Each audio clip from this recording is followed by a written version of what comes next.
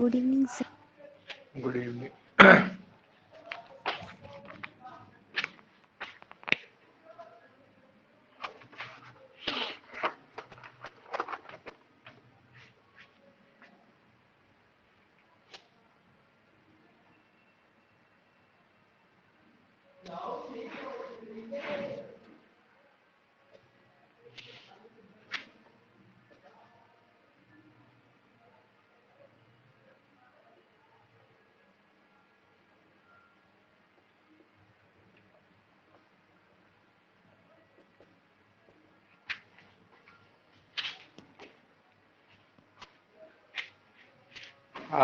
Group में का message डाल दो, जिनको आना होगा वो आ जाएंगे, है ना।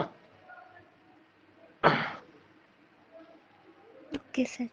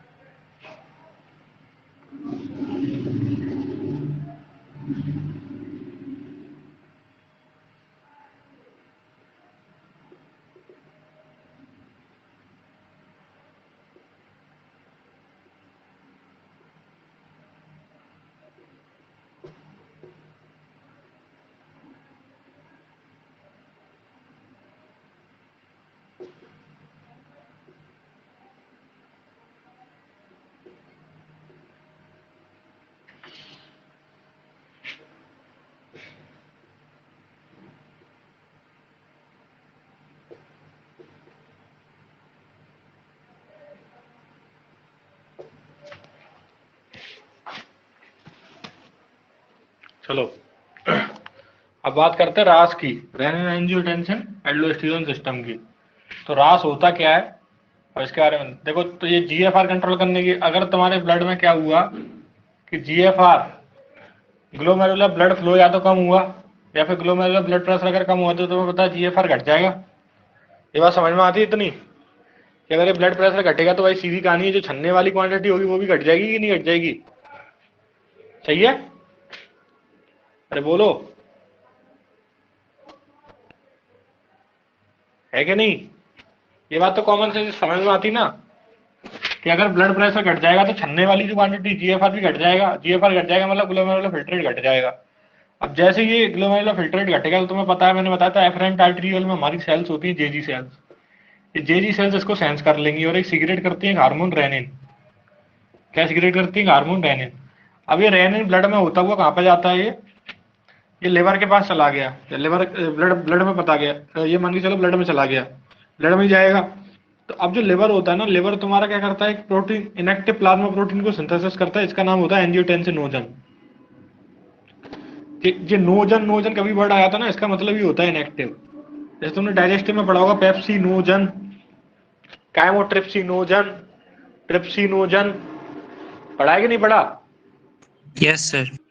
ठीक है ना, तो इसका मतलब ही होता है इनएक्टिव। ठीक है, तो एंजियोटेंसिनोजन जो होता है ये कहाँ पे बनता है, ये याद रखना, लिवर में बनता है और ब्लड में छोड़ दिया जाता है ये। ठीक है, प्लाज्मा प्रोटीन होता है।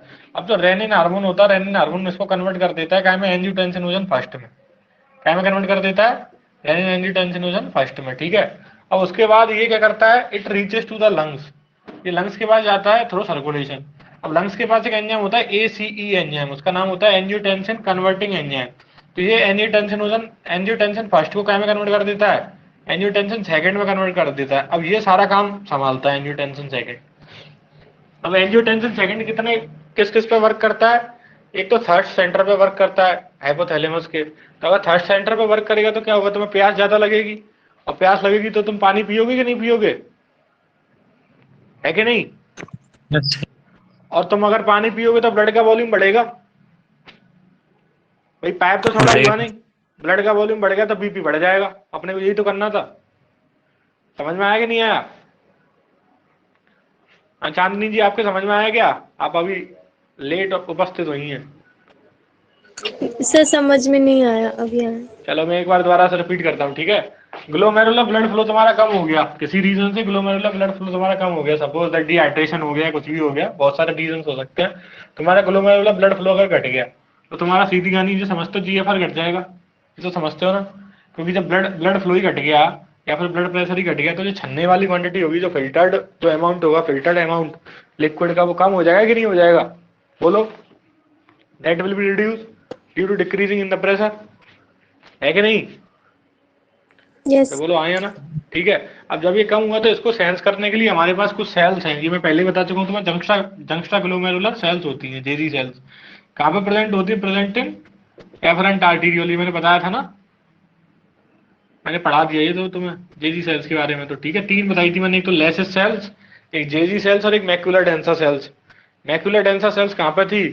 ग्लोमेर इफरेंट आर्टीरियल और डिस्टल कन्वोलेटेड। जो मैक्यूलर डेंसा थी वो तो डिस्टल कन्वोलेटेड टिब्यूल की मॉडिफाइड फॉर्म थी, और लेसिस सेल उनके दोनों के ग्लोमेरुलस और उसके कॉन्टैक्ट पॉइंट पे मिल रही थी। मैंने बताया था ना, ये देखना कॉपी में मैंने लिखाया है ये सारा। तो अब इसने क्या निकाला बेटा, कि रेनिन हार्मोन, यहाँ स्पेलिंग का विशेष ख्याल रखें, रेनिन RENIN है। ठीक है, तो रेनिन हार्मोन का इन्होंने सिग्रेशन किया। तो रेनिन हार्मोन का सिग्रेशन किया। अब ब्लड में क्या होता है, जो लिवर होता है तुम्हारा, लिवर प्लाज्मा प्रोटीन बनाता है, एक इनएक्टिव प्लाज्मा प्रोटीन, उसका नाम होता है एंजियोटेंसिनोजन। जी ध्यान रखना, जितना ही प्लाज्मा प्रोटीन का ज्यादातर मेजरली पार्ट होता है वो लिवर ही सिंथेसाइज करता है। जैसे तुमने प्रोथ्रोम्बिन सुना होगा, सुना है प्रोथ्रोम्बिन? ब्लड के कैसे Yes. प्रोसेस पड़ी होगी तो प्रोथ्रोम्बिन। ठीक है, फाइब्रिनोजन, ये सब वही बनाता है, लिवर ही बनाता है। ठीक है, ये इनएक्टिव प्लाज्मा प्रोटीन है। अब बेटा रेनिन हार्मोन ब्लड सर्कुलेशन से होता हुआ आ गया ब्लड में, तो उसने एंजियोटेंसिनोजन को, एंजियोटेंसिनोजन इनएक्टिव है उसको एक्टिव कर दिया, इसको अभी पार्शियल एक्टिव किया, एंजियोटेंसिन फर्स्ट में कन्वर्ट कर दिया। ठीक है, अब ये सर्कुलेशन के थ्रू लंग्स में पहुंच जाता है। लंग्स में जाने का क्या रीजन है, क्योंकि वहीं वहीं पे ये कन्वर्ट हो पाएगा एंजियोटेंसिन सेकंड में, क्योंकि लंग्स के पास एक एंजाइम होता है ACE, angiotensin angiotensin converting enzyme. ठीक है, समझ में आ गया कि नहीं आया? तो ACE एंजाइम होता है, तो इसने कन्वर्ट कर दिया इसको एंजियोटेंसिनोजन सेकंड में। अब ये 3 काम करता है। एक तो ये तुम्हारा जो हाइपोथैलेमस का थर्स्ट सेंटर होता है उसको एक्टिवेट करेगा, ये एक्टिवेट कर दो, ठीक है, एक्टिवेट। तो उसको एक्टिवेट करेगा तो बेटा तुम्हारा अगर थर्स्ट सेंटर अगर तुम्हारा एक्टिवेट हुआ तो उससे क्या होगा, तुम पानी ज्यादा पियोगे कि नहीं पियोगे, बोलो। तुम्हें भाई थर्स्ट सेंटर को एक्टिवेट करते हैं तो पानी ज्यादा पियोगे। अब तुम पानी पियोगे तो ब्लड का वॉल्यूम बढ़ेगा कि घटेगा, भाई पानी एब्जॉर्ब ही होगा ना, सारा तो यूरिन में पास नहीं, ब्लड का वॉल्यूम बढ़ेगा। समझ रहे हो नहीं समझ रहे सर हो?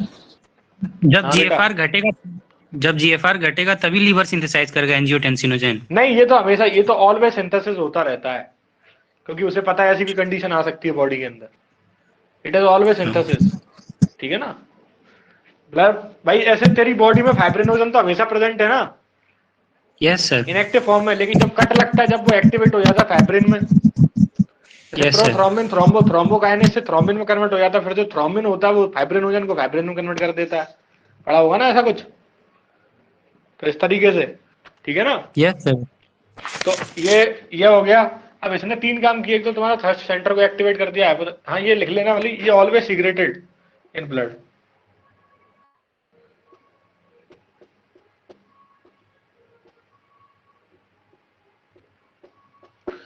चलिए, तो थर्स्ट सेंटर एक्टिवेट हो गया हाइपोथैलेमस का, तो तुमने बेटा पानी पी लिया।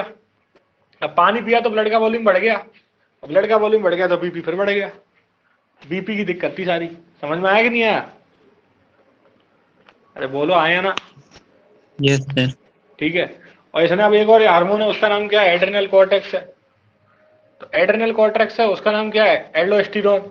ये क्या निकालता है, एक हार्मोन है एल्डोस्टेरोन, मिनरलोकॉर्टिकॉइड, इसके बारे में कहानी बता चुका हूँ। ये क्या करता है, कंडीशनल रीएब्जॉर्प्शन करवाता है ना सोडियम प्लस का, डीसीटी के थ्रू, बताया था जब डीसीटी पढ़ाया यस। था। और जब डीसीटी जहाँ जहाँ सोडियम वहां पानी जाएगा कि नहीं जाएगा, तो पानी ब्लड में चला जाएगा। अब पानी ब्लड में जाएगा तो बीपी फिर बढ़ जाएगा। समझ में आया कि नहीं आया? क्योंकि जहाँ जहाँ सोडियम प्लस उसके पीछे पीछे पानी चल दिया, अब पानी जैसे उसके पीछे गया तो ब्लड का वॉल्यूम बढ़ाना, कुल मिला के बीपी बढ़ जाएगा। समझ में आया कि नहीं आया? Yes sir. ठीक है। अब उसके बाद एक और काम वो करवा देता है, ब्लड वेसल को कॉन्ट्रैक्ट करवा देता है, वैसो कॉन्ट्रैक्शन करवा देता है, वैसो कॉन्स्ट्रिक्शन भी लिख सकते हैं इसको, ऐसे लिखते हैं वैसो कॉन्स्ट्रिक्शन। तो वैसो कॉन्स्ट्रिक्शन भाई सीधी जानी, पाइप पहले इतना चौड़ा था, अब इसको इतना सा कर दिया, तो बताओ प्रेशर बढ़ जाएगा कि नहीं बढ़ जाएगा? तुमने कभी देखा होगा खेल करते हुए बच्चों को, पाइप को आगे से दबा लेते हैं तो पानी की धार बहुत दूर तक जाती कि नहीं जाती है, देखा है? जो फ्लो होता है वाटर का बढ़ जाता है ना। तो बेसिकली तुम कर क्या रहे हो, कंप्रेशन से क्या कर रहे हो, प्रेशर बढ़ा रहे हो। आई बात समझ में?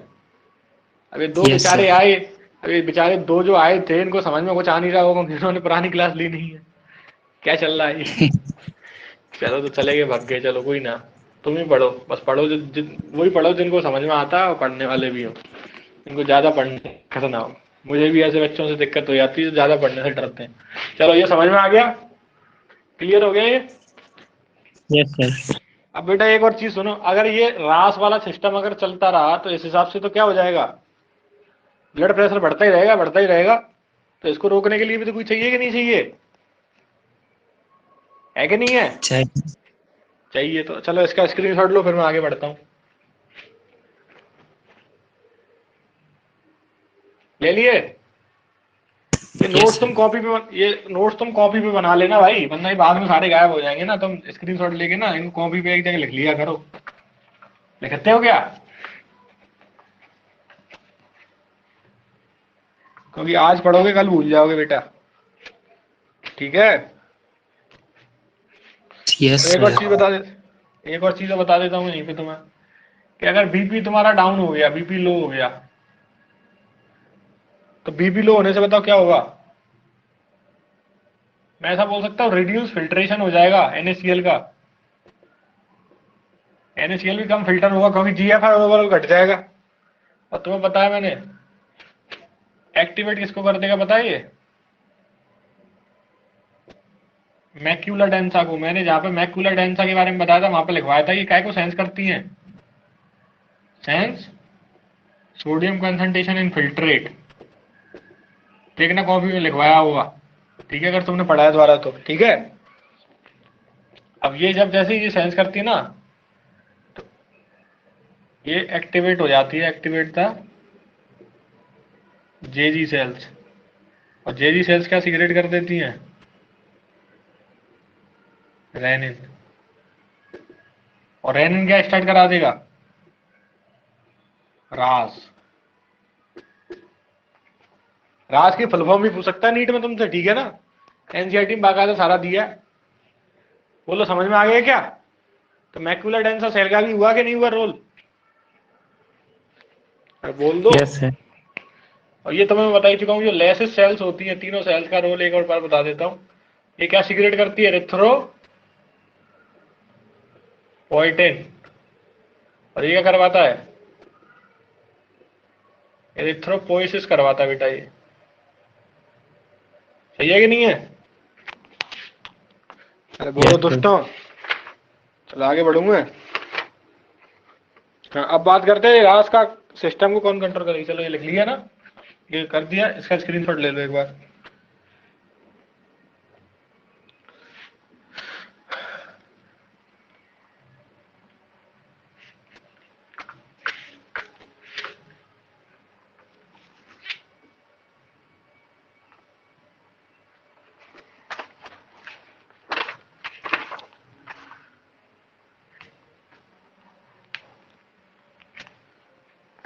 अब देखो, जो रास रास की वजह से क्या हुआ बेटा? बीपी बढ़ा कि नहीं बढ़ा? बढ़ गया ना? तो अब तुम्हारा जो हार्ट की जो एट्रियल वॉल होती है ना, हार्ट की,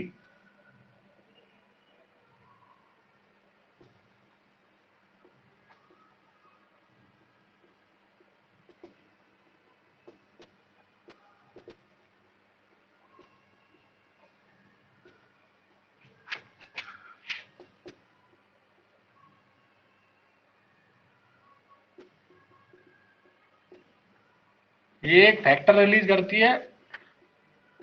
बेसिकली प्रोटीन होता है नेचर का एक,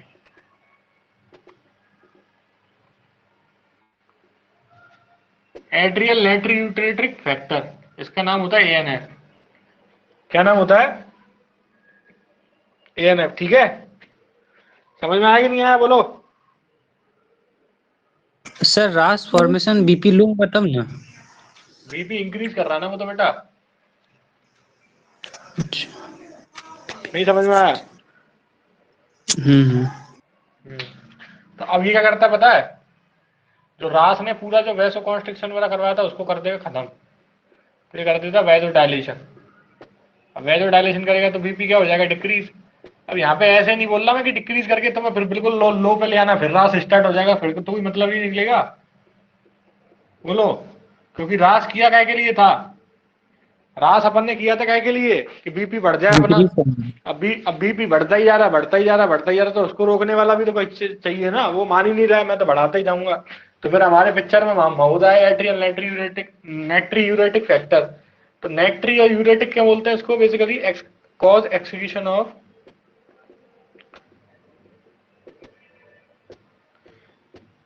ये सोडियम प्लस नेट्रियम बोलते हैं सोडियम को। ग्रीक लैंग्वेज में सोडियम को क्या बोलते हैं? नेट्रियम। पता है ये बात? Yes sir. है, ठीक है ना? तो ये एक्सक्रीशन सोडियम को बढ़ा देता है। तुम्हें पता है इससे क्या हो जाएगा? वाटर लॉस भी बढ़ जाएगा फिर।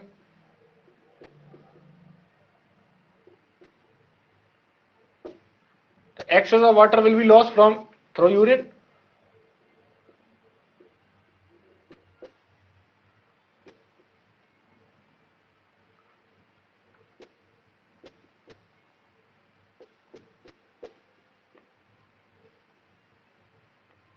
बोलो बेटा, समझ में आ गया क्या? ये आया क्या? आ गया ना? क्योंकि सोडियम को बाहर निकालने लग गया तो इसकी वजह से क्या होगा? वाटर भी लॉस खत्म, होगा ज्यादा। पानी भी चला जाएगा। लेकिन इतना नहीं करना है। तो अपने आप, जब ये अपने आप नॉर्मल बैलेंस हो जाता है तो फिर इसका सिक्रेशन हार्ट अपना बंद कर देता है। मतलब हार्ट का हार्मोनल इफेक्ट होता है कि नहीं होता, ये बताओ। Heart is also play hormonal effect. ठीक है, ये एक हार्मोन ही है, ठीक है ना? It is a hormone. कैसा हार्मोन है? प्रोटीन हार्मोन है। मैंने लिख दिया ऊपर वैसे। बोलो, एट्रियल क्या बोल रहे हैं? क्योंकि कहां से निकल रहा है? वॉल ऑफ एट्रिया से। समझ रहे हो? अरे बोलो, आया ना यार? Yes sir. समझ में आ गया इतना? तो देखना एनसीईआरटी का ये पूरा जो रेगुलेशन ऑफ किडनी फंक्शन था वो तो हो गया कवर। अब इसमें एक और मैकेनिज्म मुझे बतानी है, बता दूं क्या? एक्स्ट्रा है थोड़ी सी, बोलो। बता दीजिए। चलिए बढ़ता हूँ आगे, इसका स्क्रीनशॉट ले लो फिर। ले लिए। जीएफआर के ऊपर ही है वो, ठीक है ना? देखो मैं तुम्हें दोबारा से पूरा बता देता हूँ। ट्यूबुलो ग्लोमेरुलर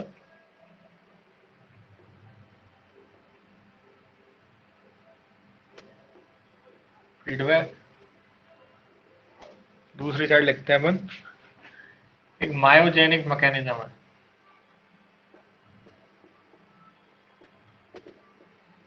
ये थोड़ी सी एक्स्ट्रा है बस, पर ये भी तुम्हें यूज होगी अभी आगे। अभी तुमने मसल नहीं पढ़ी ना, स्केलेटन नहीं पढ़ा ना अभी तुमने। लोकोमोशन वाला चैप्टर पढ़ लिया क्या? नहीं सर। नहीं पढ़ा ना, तो अगला उसी को स्टार्ट करते हैं क्या?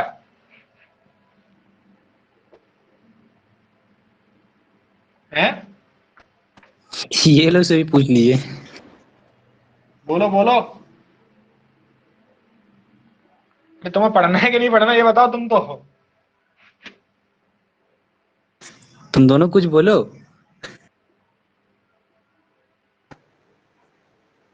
यस सर, पढ़ना है।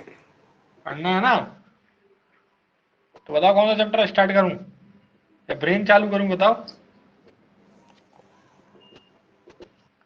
थोड़ा पता लगे तुम्हारे ब्रेन में क्या क्या है। तुम बता दो अपने हिसाब से, मैं वही बता दूंगा।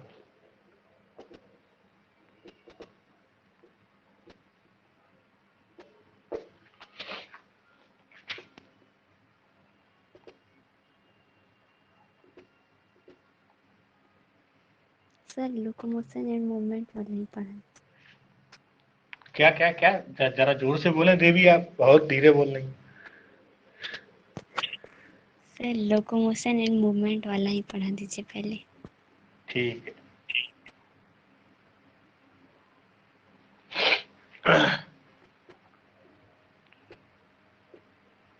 ये कौन सी आर्टीरियल है?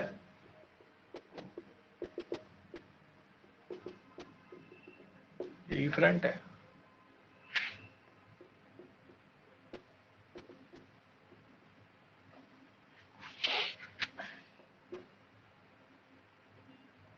और विक्की भैया क्या पढ़ा रहे हैं 11th में वैसे तुम्हें अभी?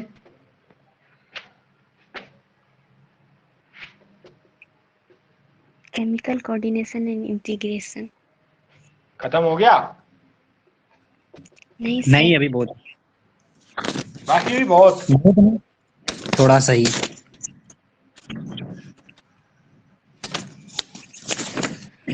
क्या होता है उसका मतलब? किसका मतलब? केमिकल कोऑर्डिनेशन क्या है चैप्टर का नाम तुम्हारा यार?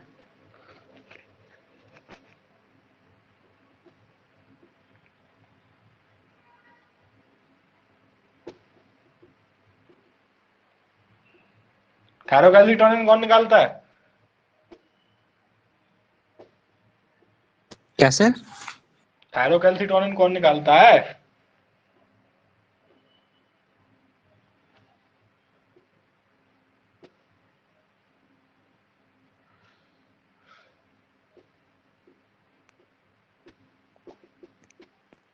नहीं पता सर अभी।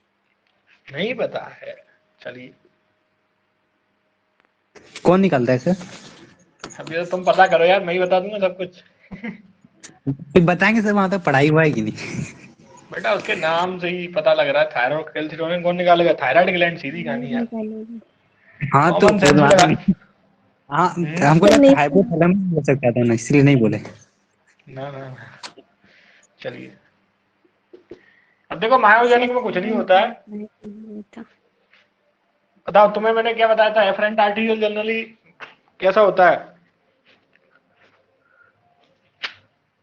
ये डिक्रीज है यार। देखो तुम्हारा एफरेंट आर्टीरियल क्या था? ओवर डायलेशन हो गया अगर मान के चलो एफरेंट आर्टीरियल का किसी कारण से ओवर डायलेशन, तो बताओ जीएफआर घट जाएगा। भाई डायलेशन हो गया तो भाई जो पाइप था वो चौड़ा हो गया, अब पाइप चौड़ा हो गया तो प्रेशर घट जाएगा ना, सही है कि नहीं है? इतना समझ में आता है? Yes yes sir. सर। ठीक है ना? तो अब इसके वजह से क्या होता है, कैल्शियम के चैनल ओपन हो जाते हैं। अब क्योंकि ये जो आर्टेरियल जो ब्लड वेसल्स की वॉल होती है वो क्या की बनी होती है, मेड अप ऑफ मसल, क्या की बनी होती है, मसल्स की बनी होती है, और muscles require calcium for contraction, ये बात याद रखना।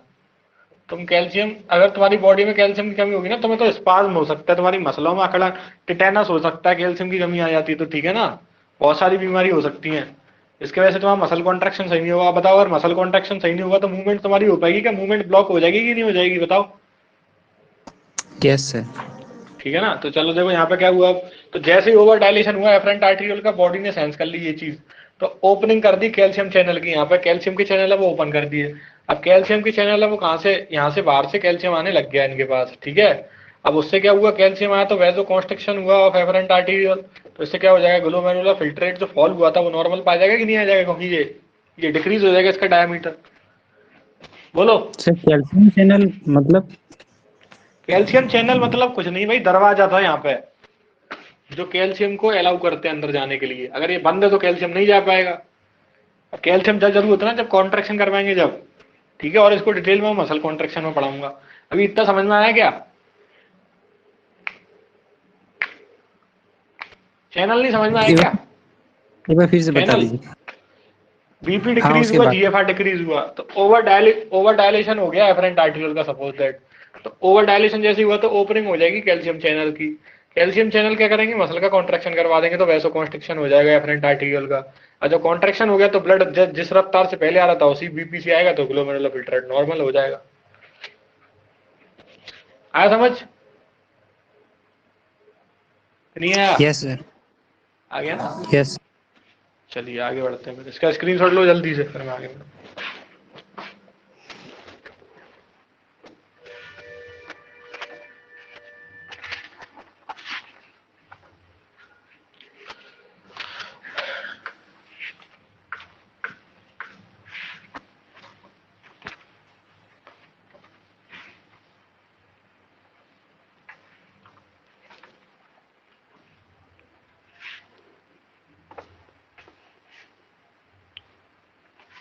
मिक्सुरेशन,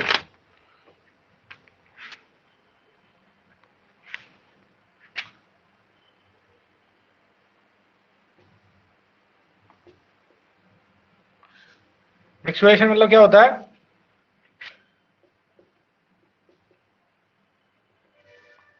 मैं नॉर्मल भाषा में बोल दूं, एम्पटिंग ऑफ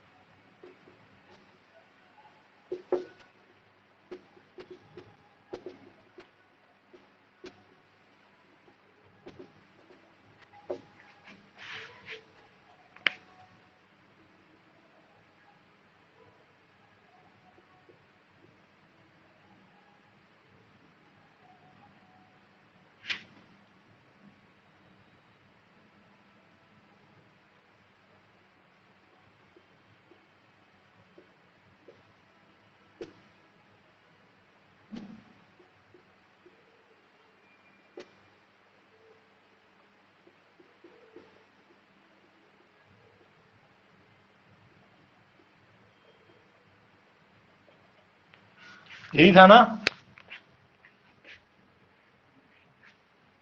अरे बोलो। Urine yes. एसिड। अब बेसिकली तुम्हारा स्पाइनल में यार वही है ना, इसको समझाने के लिए थोड़ा नर्वस सिस्टम आना चाहिए तुम लोगों को।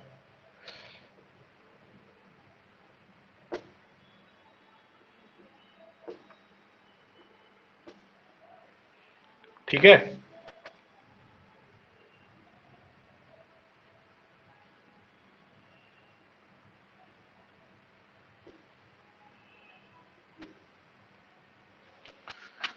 मिक्सचुरेशन के लिए तुम्हारे पास देखो एनसीईआरटी क्या बोल रही है कि urine found by the urine nephrons in ultimately carried to the urinary bladder where it is stored till a voluntary signal is given by central nervous system. The signal is initiated by the stretching of urinary bladders as it get filled. In response, the stress receptor on the walls of urinary signal to CNS.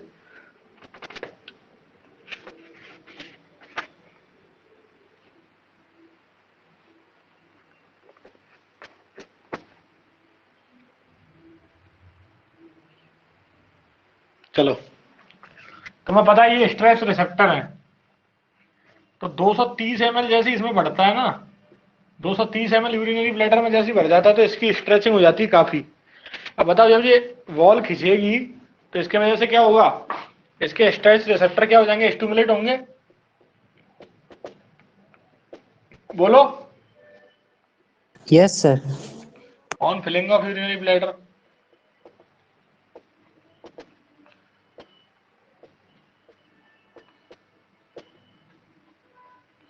तो ये तुम्हारी जो ये nerves होती हैं, nerves, ये sensory nerves होती हैं।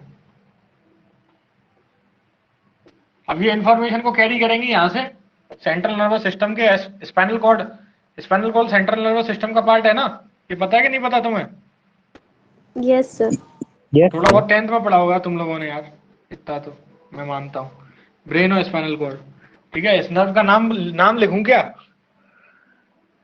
बेसिकली ये तीनों मिलके एक बनाती हैं, मैंने 3 अलग अलग बना दी। इसका नाम होता है पेल्विक नर्व, ठीक है। अभी यहां से आगे कोई दिक्कत नहीं है, इसमें कोई दिक्कत नहीं है, ठीक है। अब यहाँ पे बेसिकली यहाँ से क्या हुआ, ये सेंस आया। अब यहाँ से एक इंफॉर्मेशन ले जाने वाली नर्व और है जो 2 जगह पार्टिसिपेट कर जाएगी, ठीक है। इसको बोलते हैं पोडेंडल नर्व।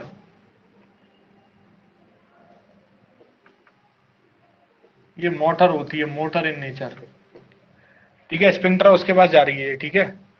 अब देखो सिंपल सी कहानी, तुम्हें तो इतना समझना, सेंसरी तो इन्फॉर्मेशन लाने वाली और मोटर इन्फॉर्मेशन को ले जाने वाली। जैसे मान के चलो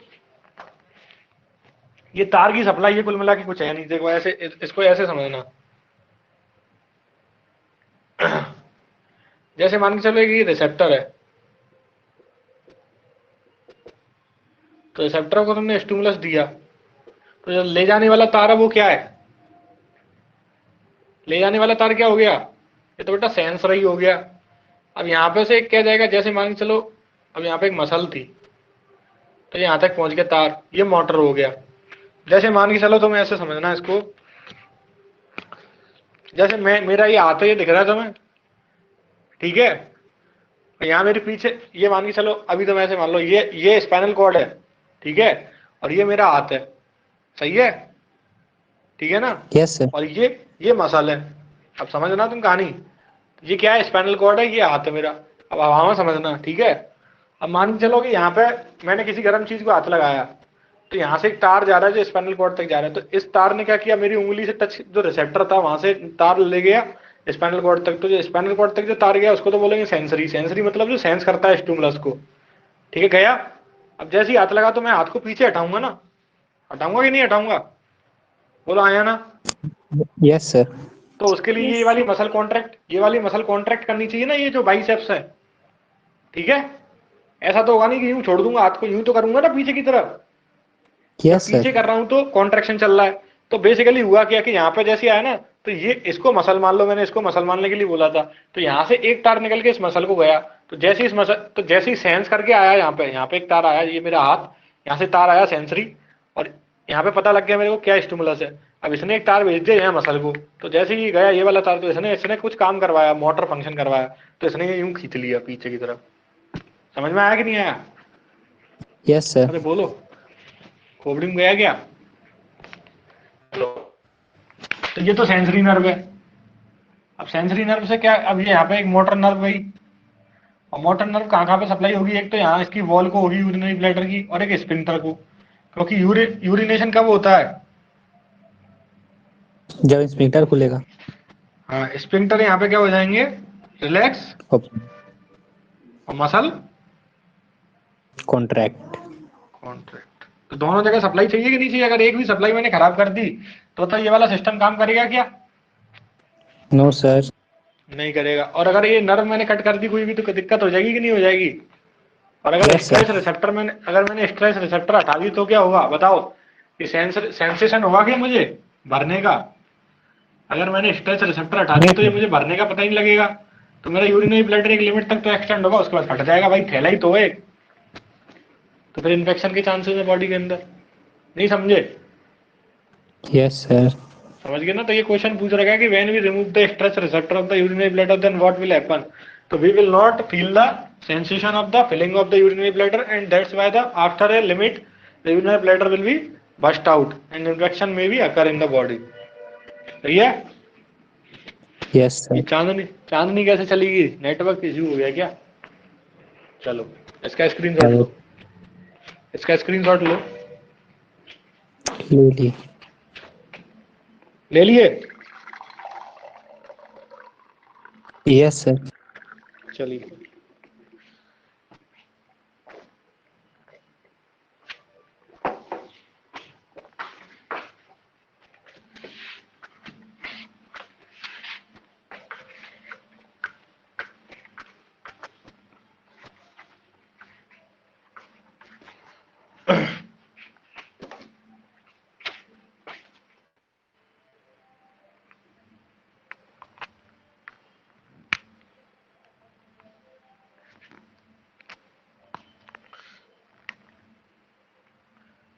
if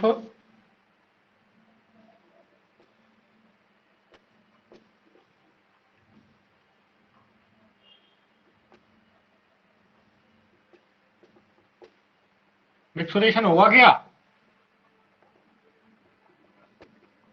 नहीं होगा ना, क्योंकि जब कोई सप्लाई चेन ही नहीं है। स्ट्रेस रिसेप्टर तभी कहां से सेंसेशन जाएगा? सेंसेशन जा पाएगा क्या? नहीं जा पाएगा ना। और जब सेंसेशन ही नहीं। नहीं जाएगा तो काम खत्म। सही है ना?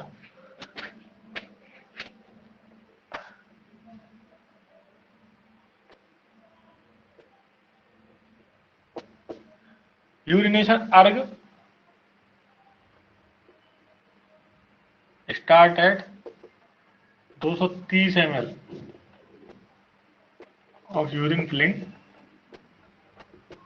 in urinary bladder। ये बात थोड़ी सी जनरल नॉलेज वाली कि 230 ml जब तुम्हारा यूरिनरी ब्लैडर भर जाता है तो तुम्हें लगता है कि अब यूरिन पास कर देना चाहिए। ठीक है बेटा?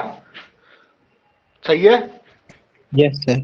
चलिए उसके बाद देखो, role of organs in excretion, ये दे रखा है। Role of other organs in excretion, ये मैंने शुरू में पढ़ा दिया था तुम लोगों को। ठीक है? कब पढ़ा दिया था? शुरू में, है कि नहीं है? मैंने पढ़ा था ना एक्सक्रीटरी ऑर्गन, फिर उसमें लिखा था मैंने पहले मेन एक्सक्रीटरी ऑर्गन और एक एसेसरी। जैसे लंग्स क्या करते हैं? CO2 निकालते हैं। अब एनसीईआरटी डाटा दे रखा है 18 लीटर CO2 पर डे निकाल देते हैं। तो ये वाला टॉपिक पढ़ाने की जरूरत है क्या दोबारा से? अरे बोलो, हैं? बोलो बोलो, अरे बोल तो दो यार, हैं? ये पढ़ लोगे ना कि लिखूं? Yes sir. पढ़ लेंगे। पढ़ लोगे ना? नहीं समझ में अरे इसमें कुछ है नहीं समझने वाला, सब रट्टा मारी है और समझा दिया मैंने। ठीक है? Yes sir. चलिए अब बात करते हैं डिसऑर्डर्स की, क्योंकि मैं पहले ही पढ़ा चुका हूँ उस चीज को।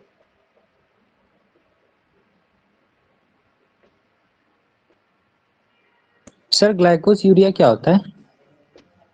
अभी रुक जा, इन्हीं चीजों पे आ रहा हूँ सब। डिसऑर्डर्स में सब बता दूंगा, काहे टेंशन ले रहे हो, कुछ ना छोड़ूंगा मैं, एक एक का बदला लेगा तेरा भेजा। ठीक है, समझ रहा है? Yes. Yes, sir. चलिए,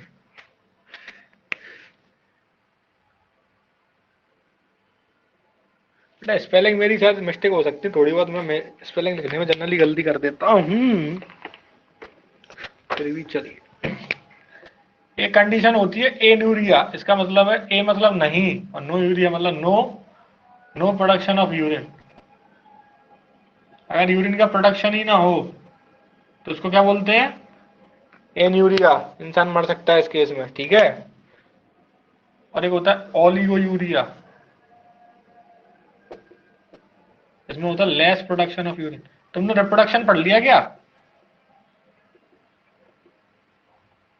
Reproduction. हाँ, वहां पे पढ़ा होगा एस्थीनोजूस्पर्मिया, ओलिगोजूस्पर्मिया, एजूस्पर्मिया एब्सेंट होते हैं अगर सीमेन में तो। नहीं, अभी उतना दूर नहीं पहुंचे, अभी थोड़ा सा नहीं ही पहुंचे क्या? सेक्सुअल स्टार्ट किया।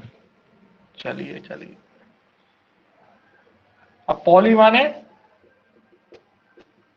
एक्सेस प्रोडक्शन ऑफ, जो डायबिटीज के जो पेशेंट होते हैं ना बेटा, उनमें मिलती है कंडीशन पॉलीयूरिया की, ठीक है। इसको डाईयूरेसिस भी बोलते हैं, डाई यूरेसिन, ठीक है। एक बीमारी होती है डायबिटीज इंसिपिडस और एक होती है डायबिटीज मेलिटस। तुमने पेनक्रियास पढ़ लिया क्या एंडोक्राइन में? बोलो, पढ़ लिया क्या?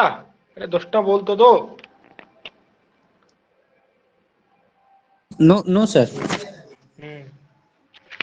नहीं पढ़ा अभी? नहीं। चलो,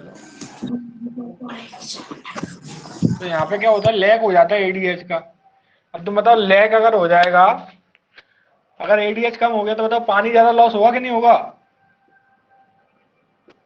होगा। और ज्यादा लॉस होगा, ठीक है, तो एक्सेस प्रोडक्शन होगा यूरिन का। तो अगर लैग हो जाता है एडीएच का तो वाटर लॉस ज्यादा होता है, ठीक है, इन यूरिन, या फिर मैं बोल दूं इसी को एक्सेस प्रोडक्शन।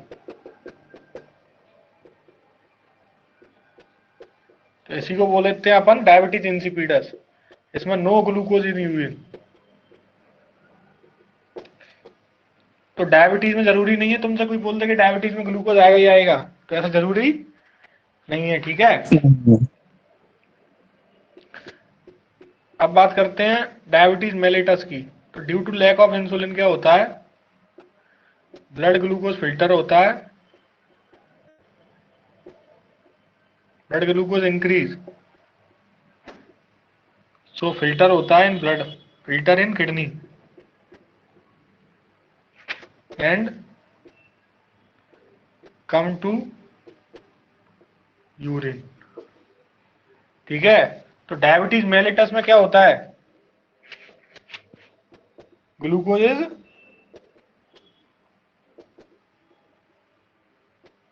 प्रेजेंट इन, और presence of glucose in urine इसको क्या बोलते हैं बेटा? इसी को बोलते हैं ग्लाइकोसूरिया।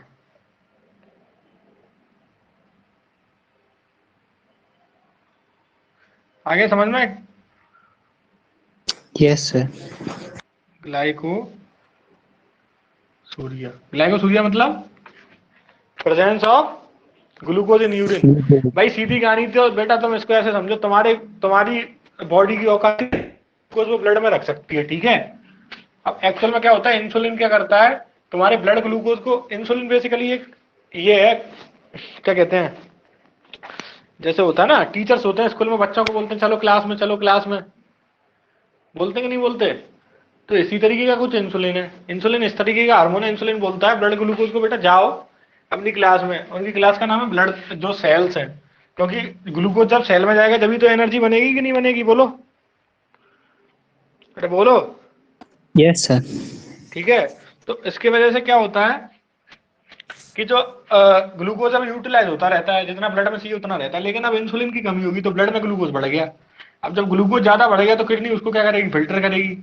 अब तुम ये सोचोगे भैया आपने तो बताया था कि पीसीटी में 100% ग्लूकोज रीअब्जॉर्प्शन हो जाता था, लेकिन अब सीधी कहानी है ना, पीसीटी की औकात थी 100 ग्राम ग्लूकोज जब आ रहा था, अब ग्लूकोज ही 120 ग्राम आ रहा है, तो 100% वो तो अपना पहले भी 100 ग्राम कर रही थी, अब भी 100 ग्राम कर रही है, लेकिन जो 20 ग्राम एक्स्ट्रा है वो तो बाहर जाएगा कि नहीं जाएगा यूरिन में, बोलो। जाएगा। किसी को डायबिटीज बोल देते हैं बस। तो इस कंडीशन को क्या बोल देते हैं, ग्लाइकोसूरिया। तो glycosuria is the condition which is present in the diabetes mellitus, ठीक है ना, बोलो, अरे बोल दो। Yes sir. चलिए आगे बढ़ूं, स्क्रीनशॉट लेना इसका। राइटिंग समझ में आ जाती है ना तुम लोगों के, बोर्ड पे दिक्कत तो नहीं होती ना राइटिंग से। थोड़ी घास ही काट देता हूँ, चलो।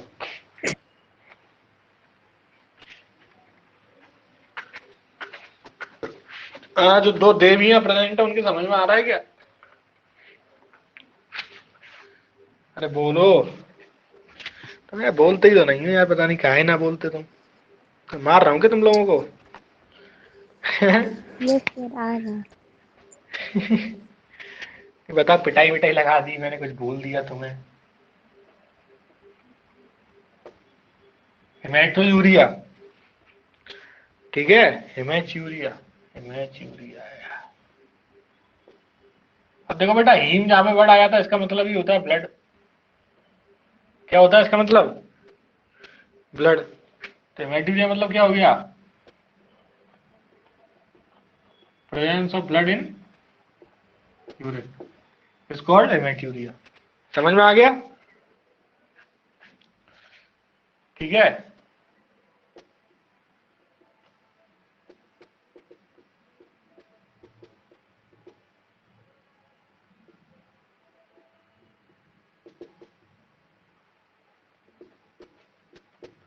ठीक है, ये तुम याद रख सकते हो, रख लेना, ठीक है, लेकिन इतना इंपॉर्टेंट है नहीं, सही है, अरे बोल दो। Yes sir. ठीक है ना, ये इतना कोई इंपॉर्टेंट है नहीं। चलिए, अब एक है प्रोटीयूरिया, बता इसका मतलब क्या होगा,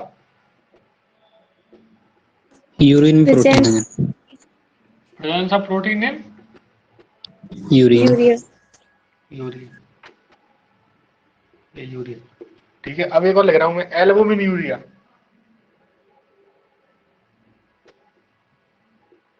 बताओ।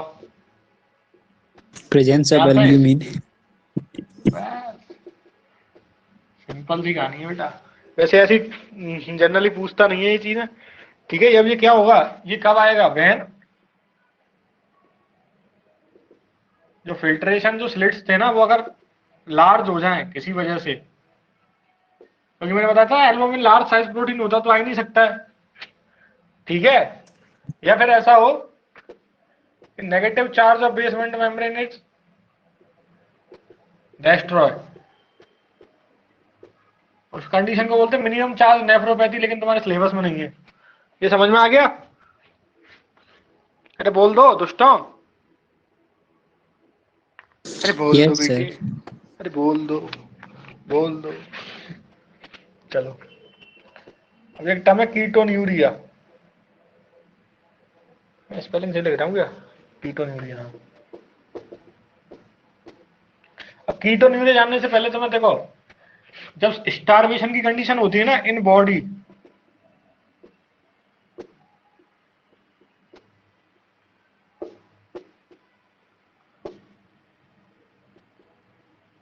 स्टारवेशन की कंडीशन होती है ना बॉडी भूखमरी की, तो फैट का ऑक्सीडेशन होता है, और फैट ऑक्सीडेशन से क्या बनता है, फॉर्म कीटोन बॉडीज बनती है उससे। समझ में आ रहा है कि नहीं आ रहा, जैसे अनशन पे बैठते हैं ना जो लोग, खाना तो खाते नहीं है, बताओ खाते हैं क्या, जो लोग अनशन पे बैठे हैं, जैसे अन्ना हजारे बहुत चले थे पहले, अनशन पे बैठते थे बहुत ज्यादा, तो अन्ना हजारे जी अनशन पे तो बैठ रहे हैं, तो उनका बॉडी का कार्बोहाइड्रेट तो सारा यूटिलाइज हो गया, तो अब बॉडी क्या को करना स्टार्ट करेगी, फैट को करेगी कि नहीं करेगी। तो फैट Yes, के sir. ऑक्सीडेशन से क्या बनता है, एक स्पेशल टाइप की केमिकल्स बनते हैं, उनको बोलते हैं कीटोन बॉडीज। अब इनकी डिटेल अपने को भी मतलब नहीं है, केमिकल्स होते हैं ये तो ठीक है। तो अगर ये कीटोन बॉडीज अगर बन रहे हैं ज्यादा, तो एक लिमिट तक तो बॉडी में बनते हैं, क्योंकि थोड़ा बहुत फैट ऑक्सीडेशन तो हमेशा होता रहता है। लेकिन अगर स्टार्वेशन की कंडीशन आ जाएगी तो excess amount of ketone bodies will be produce in the blood. ठीक है कि नहीं है? और जब तुम्हें पता कोई चीज एक्सेस में होती है तो छनती है। तो presence of ketone bodies in urine. तो बात समझ में आ गई कीटोन बॉडीज कैसे बनती है, समझ में आ गया ना? कीटोन बॉडीज वैसे 2 दिन पढ़ा सकते हैं, कीटोन बॉडीज भी 1-2 दिन पढ़ा सकते हैं, इतना लंबा टॉपिक है वैसे तो, हर चीज लंबी टॉपिक है। ठीक है ना? मुझे भी पढ़ना पड़ेगा पर उसके लिए। बोले समझ में आया क्या है? Yes, sir. ठीक है, आगे बढ़ूं। अब देखो एक है हीमोग्लोबिन यूरिया।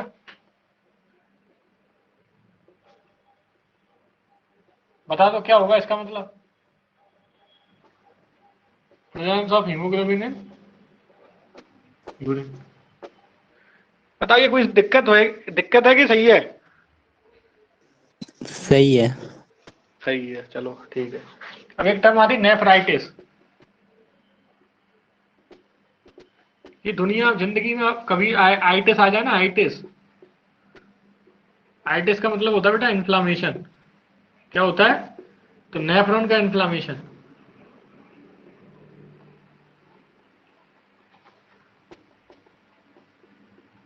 अब बोलो अगर मैंने लिख दिया ग्लोमेरुलाइटिस, क्या होगा इसका मतलब? Inflammation of glomerulus. बस, तो बेसिक चीजें सीखो तुम तो। जैसे आइटिस जी कई जगह आएगा, जैसे हेपेटाइटिस का नाम सुना होगा, हेपेटाइटिस सुना है? Yes, sir. तो हेपेट मतलब क्या होता है? लिवर। Liver. आइटिस मतलब इन्फ्लामेशन। तो लिवर Inflammation. का इन्फ्लामेशन इज हेपेटाइटिस। टर्म से समझ तो सकते ही हो ना? अरे बोल दो दुष्टों, समझे हैं? यस।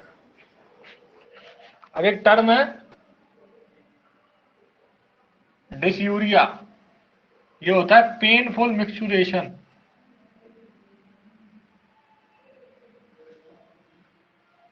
पेनफुल मिक्सचुरेशन मतलब किसी को यूरिन पास करने में अगर पेन हो रहा है, जैसे किडनी स्टोन्स वगैरह किसी को हो जाते हैं ना, या कि ब्लॉकेज हो जाता है जिनका यूरिन रुक रुक के आता है, और जब यूरिन पास करते हैं तो उनको यूरिनरी ट्रैक्ट में क्या होता है, पेन पेन फील होता है, then this condition is called dysuria. बोलो समझ में आ गया क्या? हाँ यस सर। Yes, चलिए, sir. चलो स्क्रीनशॉट लो इसका जल्दी से।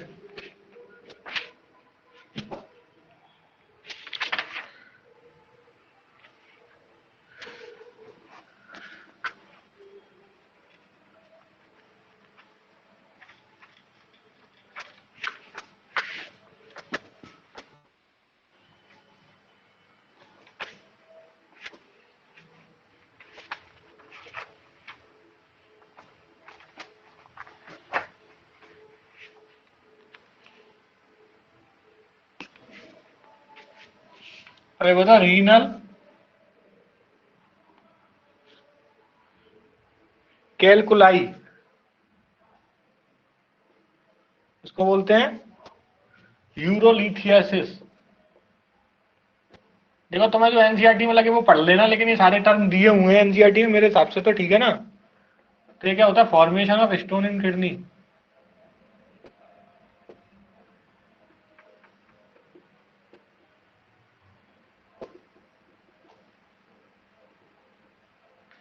जैसे मैंने लिख दिया कॉली लिथियासिस। तो लीथो मतलब होता है बेसिकली बेटा, देखो यहाँ पर लिथियासिस टर्म का दिया है, इसको तोड़ दो थोड़ा सा। लीथो मतलब होता है पत्थर या जमीन। लिथोस्फीयर का नाम सुना है? कॉली मतलब होता है गॉल ब्लैडर। अगर गॉल ब्लैडर का स्टोन हो रहा है तो उसको क्या बोल देंगे? कॉली लिथियासिस। बोलो समझ रहे हो बात को? अभी ये रीनल कैलिकुलाई ये यूरोलिथियासिस का बोल रहे हैं, क्योंकि फॉर्मेशन ऑफ स्टोन कहाँ पे हो रहा है? किडनी में हो रहा है। ठीक है ना?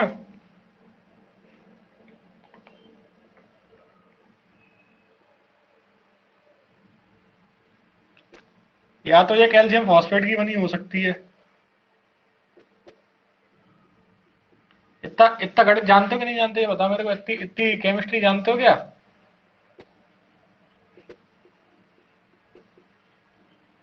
कैल्शियम ऑक्सलेट की हो सकती है या फिर कैल्शियम फॉस्फेट की हो सकती है ये, या फिर ये यूरिक एसिड की बनी हो सकती है। तो तुमसे पूछे कि रीनल कैनालिकुलाई क्या है, तो दिस क्वेश्चन ये है क्या है, केवल एक स्टोन है डिसऑर्डर। इन किडनी, ठीक है ना, जो क्या क्या का बना हो सकता है, या तो कैल्शियम फॉस्फेट का बना हो सकता है या फिर कैल्शियम ऑक्सलेट का बना होता है, ठीक है ना, ठीक है ना, अरे यस बोलो, सर। ठीक है।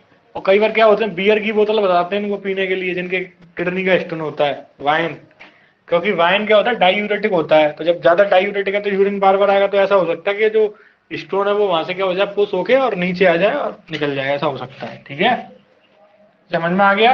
ये डिपेंड करता है, ये होता है ना 10 mm की है, 5 mm की है, तो जितनी ज्यादा बड़ी होगी उतनी ज्यादा ब्लॉकेज करने के चांसेस हैं, तो दिक्कत उतनी ज्यादा होगी। इन जनरल तो ये नॉर्मली डिजोल्व होकर निकल जाती है, ऐसी मेडिसिन आती है हमारे पास डायूरेटिक्स, उनके वजह से निकल जाती है, या फिर उनको स्टोन डिजोल्विंग मेडिसिन भी होती है जो खत्म कर देती है इसको, ठीक है।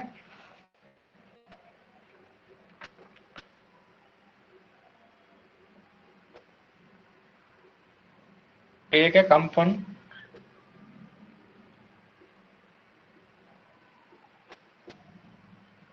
हाइपरट्रॉफी का मतलब होता है increase in size of cell, if one kidney is remove,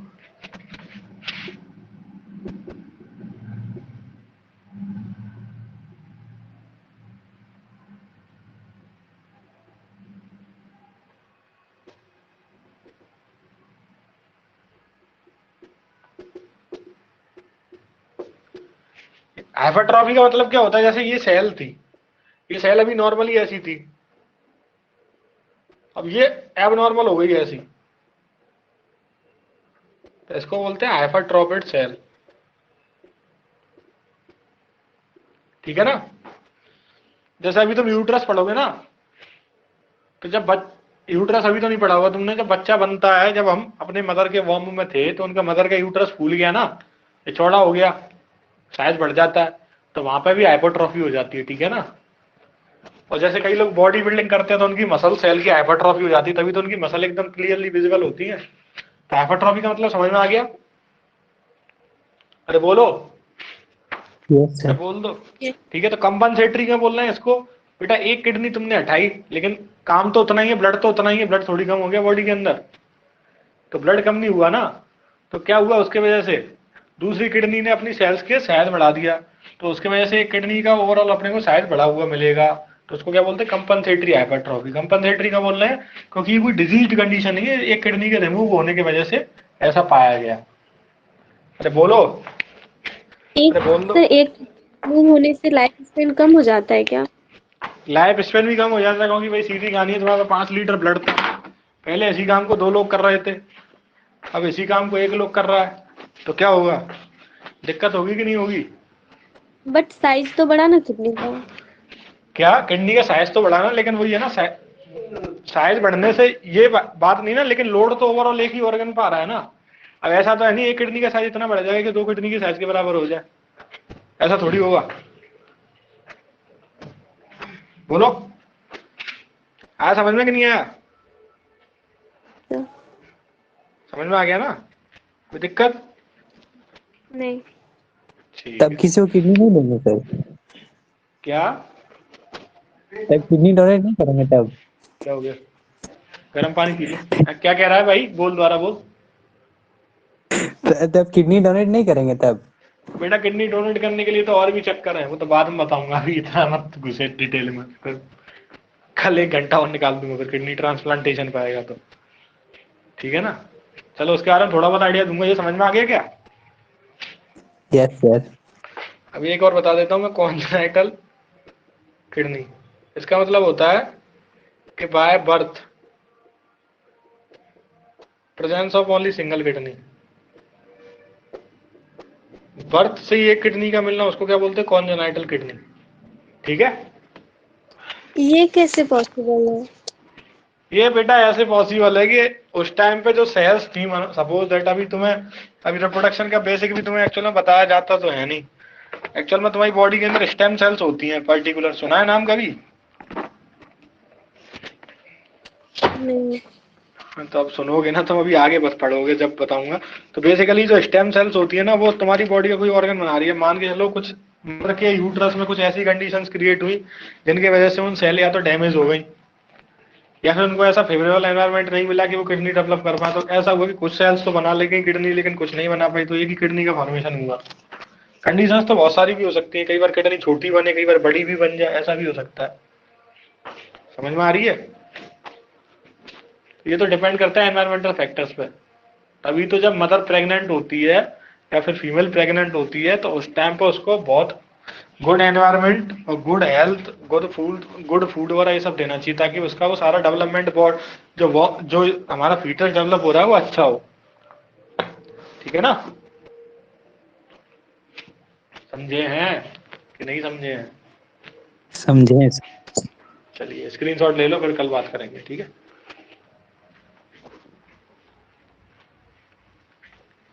ले लिए?